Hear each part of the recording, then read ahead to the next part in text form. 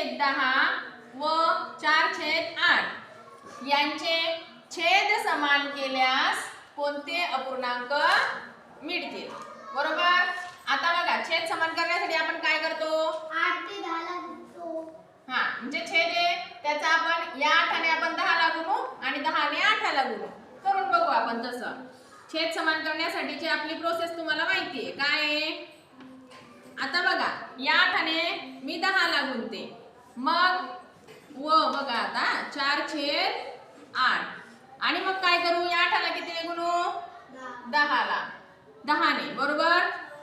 दोघांचा गुणाकार जर केला 10 8 80, 8 10 80, छेद समान होतोय, 80 छेद येतोय.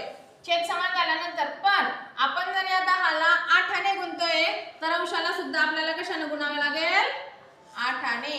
छेद समान करतोय आपण, पण जर या छेदाला आपण ज्या संख्येने गुणतोय त्याच संख्येने अंशाला सुद्धा गुणायचे. समजलं?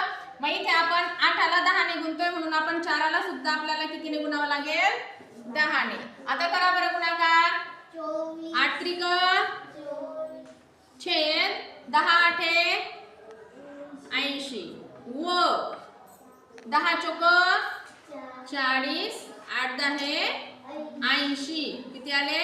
80. 5 छेद समान झाले, पण छेद समान करताना एक गोष्ट लक्षात ठेवायची की ज्या संख्येने आपण छेदाला गुणतोय त्याच संख्येने आपल्याला अंशाला पण गुणावं लागतं. आलं लक्षात? म्हणून संख्या काय झाली? अपूर्णांक कोणती मिळाली आपल्याला? 24/80 आणि 40/80. आलं लक्षात? सोपं आहे? ठीक आहे.